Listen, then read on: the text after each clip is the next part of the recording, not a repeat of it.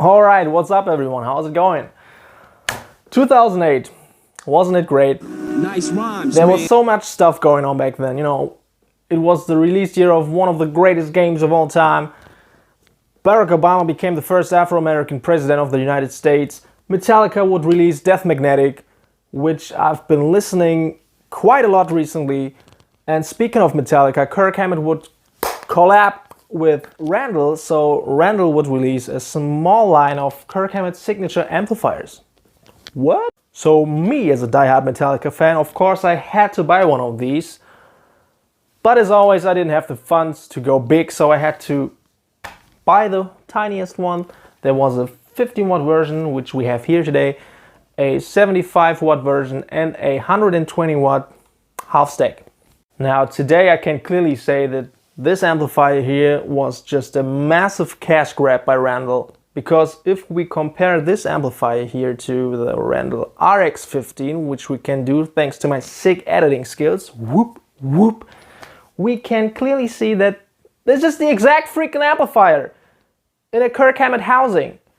So everything is exactly the same. The input jack, all right. The input jacks are usually on the left side, but everything is just the same. The clean and overdrive section, even with the boost knob here, EQ section, the master volume, the phone, it's just the same amplifier, dude. But I didn't care back then, because to me it was the coolest thing ever, because Kirk Hammett is one of my biggest influences, and I know this opinion is not the most popular opinion because Kirk Hammett has kind of become a meme nowadays. But I didn't care. Kirk Hammett is a hero. In my world, at least. And I just had to have this amplifier because the cool and geeky thing for Metallica fans is that this is actually Kirk Hammett's handwriting.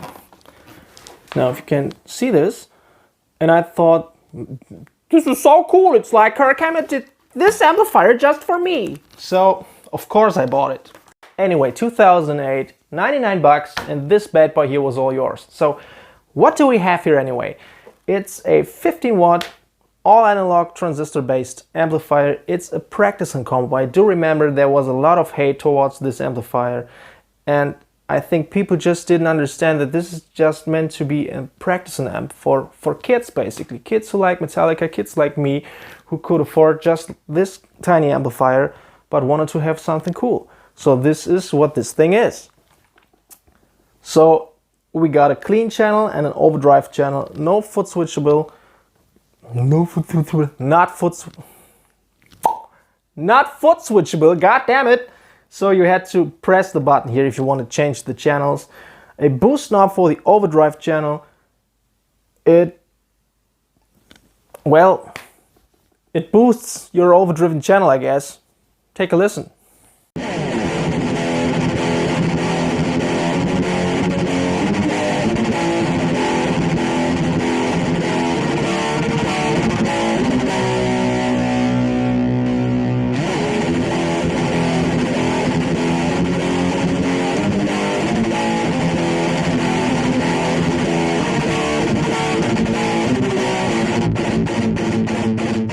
Then you got your 3-band EQ section right here.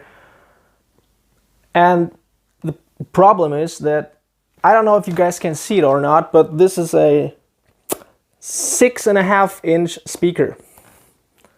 An 8-inch speaker wouldn't have fit in here? Come on, guys. Of course, it's not the speaker's fault alone. This is the amplifier in general, but this is very trebly. So it would be the perfect black metal amplifier. Just dial the bass and the middle all the way back, the treble about halfway up, and there you go.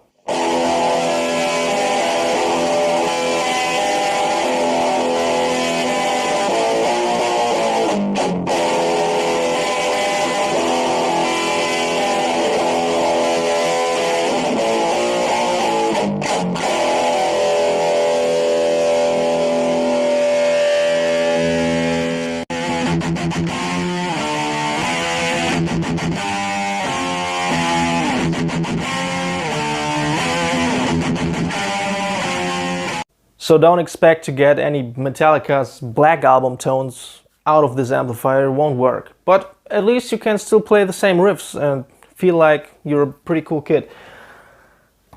Master volume, it gets pretty loud actually. And yeah, input jack for the headphones, which probably no one uses, I would assume. If we take a look at the back side here, there's not much going on. Just an input for tape or a CD player, which also, even in 2008, I would never use this function here. It was just a practice amp, which was a lot of fun, and I totally forgot that I have this, found it in the basement somewhere, and was like, video time. So the best setting for me is just to crank the bass and the middle and dial the treble way back here to like 8 o'clock-ish, because everything else, at least to me, is just not very usable. This amplifier has actually a pretty good clean channel, so I set everything in the EQ section to noon and we just go from there. So this is the bridge pickup.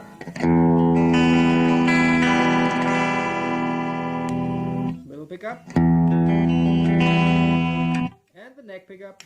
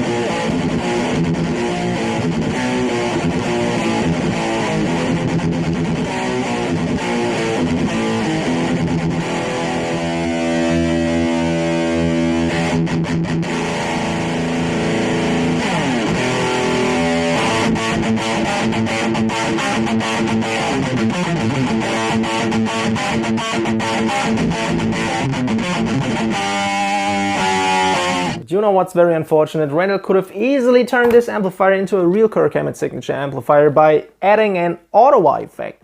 They could have just put it here, just a little gray knob saying Ottawa. This would have been so sweet. They didn't, so we have to use our own wah pedal. Let's plug it into this, see how that sounds. Mom, look, I sound exactly like Kirk Hammett.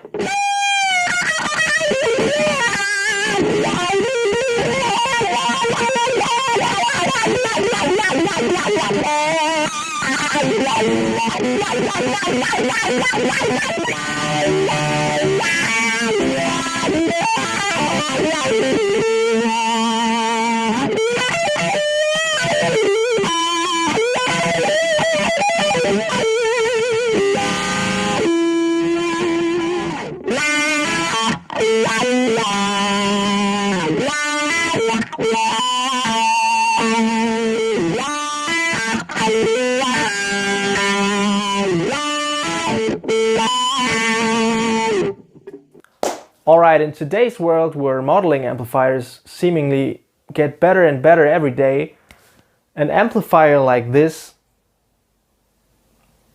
is just not popular anymore. For 89 bucks you can, for example, get something like this. You know, and there are Boss Katanas, Fender Mustangs, and all this stuff, the new X stuff, you know. The world has just changed, but back then, I sound like an old guy, I'm 32 years old, I'm not even middle-aged yet. This was as good as it gets. I'm just talking about practicing combos. So this was my first real amplifier, a Marshall MG-15. No effects whatsoever, not even reverb. If you had one of these with effects, you was quite fancy actually. So this was the stuff that I was working with, and it was enough. I was very happy with these amplifiers, and then later on I discovered guitar effects pedals, and that was a whole nother world. But yeah, back then it was quite cool, at least to me.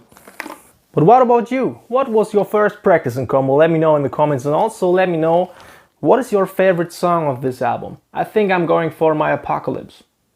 Badass song.